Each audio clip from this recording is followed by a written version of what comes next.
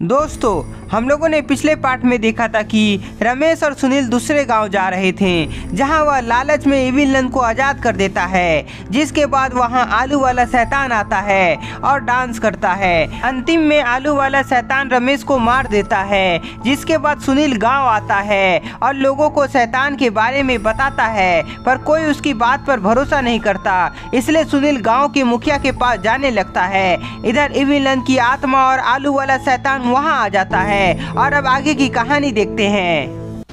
आलू वाला शैतान अपना आतंक जब तक यहाँ दिखाएगा तब तक मैं एक नई शरीर की तलाश कर लेती हूँ। नए शरीर की तलाश में इविल नन की आत्मा एक नन को खोजने के लिए निकल जाती है। इधर आलू वाला शैतान को आते हुए गांव का एक व्यक्ति देखता है। अरे ये तो आलू की तरह दिखने वाला कोई शैतान लग रहा है। मतलब सुनील ने जो कहा था वो सच है। ओह शिट, मुझे यह बात जल्दी से सभी को बतानी चाहिए। वह व्यक्ति गांव के लोगों को चिल्ला चिल्ला कर पुकारने लगता है। जिसके बाद वहां गांव के लोग आने लगते हैं।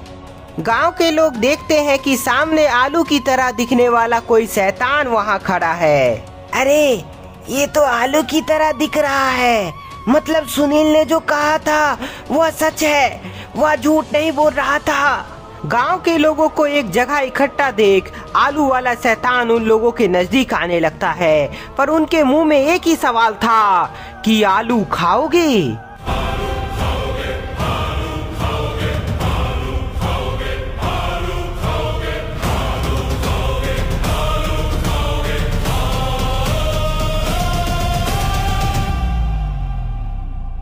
सभी शैतानों को अपने नजदीक आता देख गांव के लोग घबरा जाते हैं और डर के मारे वहां से भागने लगते हैं।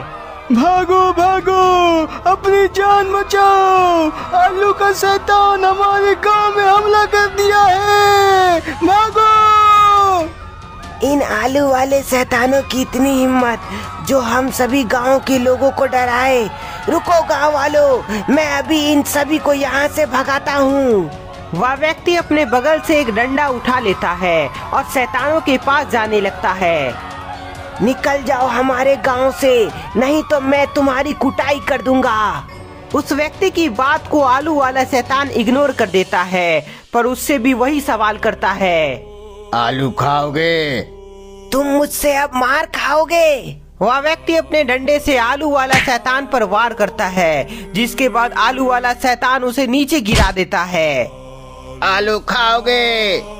गुस्सा में पूछने पर वह व्यक्ति भी डर जाता है। जिसके बाद वह डर के मारे उसका जवाब दे ही देता है, नहीं नहीं खाना है मुझे कोई आलू।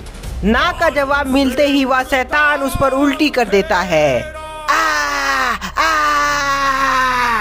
जहरीले उल्टी की वजह से वह व्यक्ति मारा जाता है। जिसके बाद सभी गांव वाले और भी ज्यादा भयभीत हो जाते हैं। अरे भाइयों, हमारा एक साथी मारा गया। यदि अपनी जान बचाना चाहते हो तो यहाँ से भागो। शैतानों, गांव के सभी लोग से पूछो कि क्या तुम आलू खाओगे? सभी शैतान अलग अलग होकर गांव के लोगों पर हमला करता है और फिर उन सभी से एक ही सवाल करता है, आलू खाओगे? आलू खाओगे? आलू खाओगे? नहीं नहीं नहीं।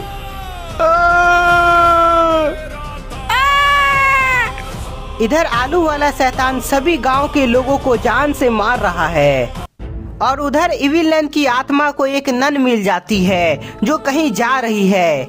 मुझे नई शरीर मिलने वाली है। इविल नन एक नए शरीर को पाने के लिए वह उस नन के अंदर घुस जाती है।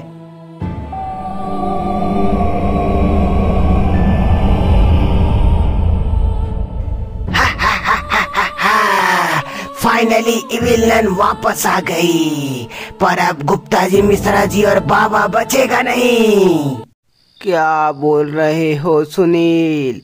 जंगल में आलू वाला शैतान है और उसने रमेश को मार डाला।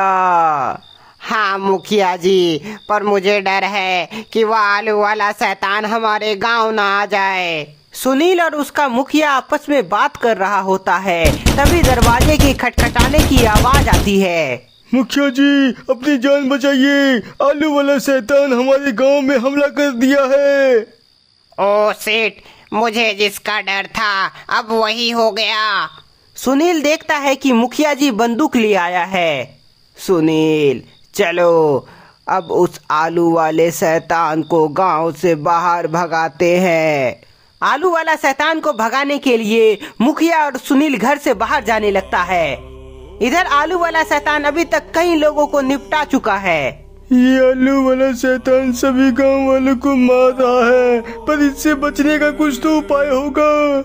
उस व्यक्ति को समझ आ जाता है कि जिसने भी आलू वाले शैतान की बात नहीं मानी है वह मारा गया। हाँ, जो आलू नहीं खाया वो मारा गया, मतलब मुझे आलू खाना चाहिए। दोस्तों, यदि हम आलू नहीं खाते हैं तो वे हमें मार देते हैं, यदि हम आलू खा लिए तो शायद हम बच सकते हैं। उस व्यक्ति का बात सुनकर बाकी सभी लोगों को उसकी बात सही लगती है, इसलिए अब कोई भागता नहीं है, बल्कि आलू वाले शैतान का जवाब देने के लिए उसके नजदीक जाने का फैसला करता है। पूछो, क्या पूछना है मुझसे? आलू खाओगे? हाँ, आलू मुझे पसंद है, इसलिए मैं खाऊंगा। हाँ का जवाब आते ही आलू वाला शैतान उसे एक आलू देता है। ये लो आलू, इसे खा के दिखाओ। वह गांव वाला डरते हुए उस आलू को खा लेता है, जिसके बाद आलू वाला शैतान उसे छोड़ देता है। अरे वाह, मैंने कहा था यदि हम आलू खा लिए तो शायद हम बच सकते हैं, और देखो वह उसे नहीं मारा। आलू वाला शैतान एक एक करके सभी को आलू खिला देता है, जिसके बाद सभी की जान बच जाती है। पर तभी वहाँ गांव का मुखिया आ जाता है। मुखिया जी को देखते ही सभी गांव वाले उनके पीछे आ जाते हैं।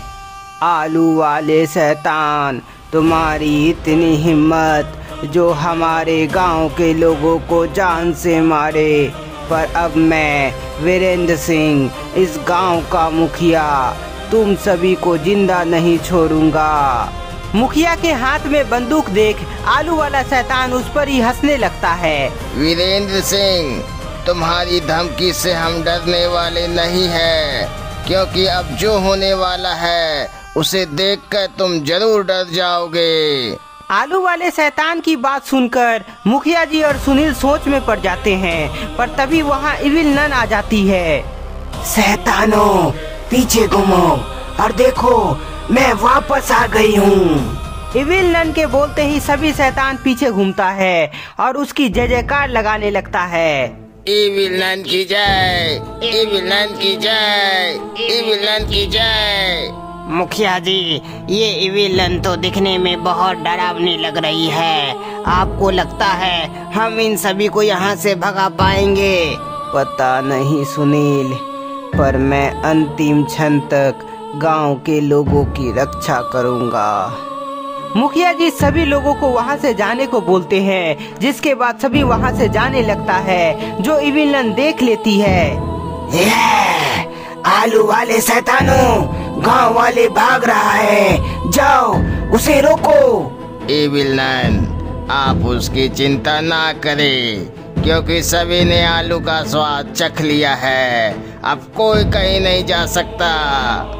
आलू वाला शैतान का बात मुखिया जी और सुनील को समझ नहीं आता है, और तभी वह देखता है कि सभी शैतान जोर जोर से एक ही बात बोल रहा है। आलू खाओगे? आलू खाओगे? आलू खाओगे की आवाज जाते ही गांव के लोग शैतान के वश में आ जाता है, जिसके बाद सभी वापस आने लगता है। ये क्या हो रहा है? सभी वापस क्यों आ रहा है? मुखिया और सुनील सभी को वापस जाने को बोल रहा है, पर गांव के लोग उसकी बात नहीं सुन रहे हैं। गांव के लोग आलू वाले शैतान के पास आता है और उसके साथ जश्न मनाने लगता है।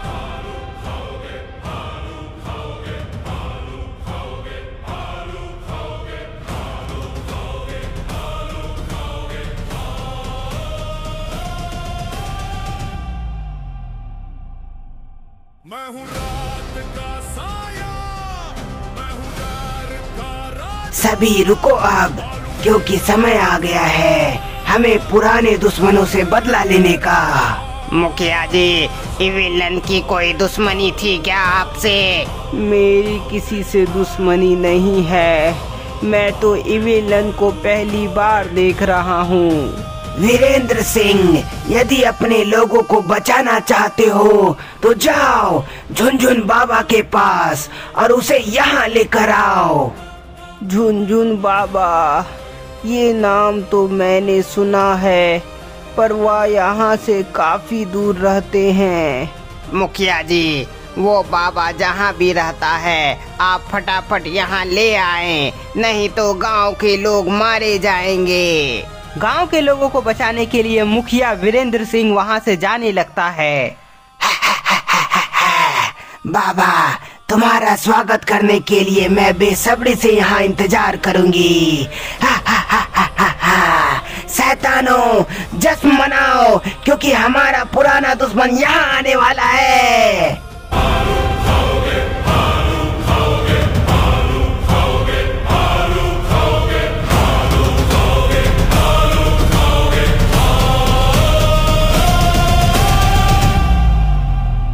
बाबा, इस प्रकार मैं यहाँ आया हूँ, अब बस आप ही हमें बचा सकते हैं। वीरेंद्र सिंह, मुझे सब समझ आ गया, इसलिए तुम घबराओ नहीं। मेरे रहते अभी विलन और आलू वाला शैतान कुछ नहीं कर पाएगा। तो दोस्तों, क्या बाबा इविलन को सबक सिखा पाएंगे? क्या गांव के लोग वापस से ठीक हो पाएंगे? या सबका पता नेक्स्ट पार्ट में चलेगा। तब तक के लिए इस वीडियो को ज्यादा से ज्यादा लाइक करें, कमेंट करें, नए हैं तो चैनल को सब्सक्राइब करना ना भूलें।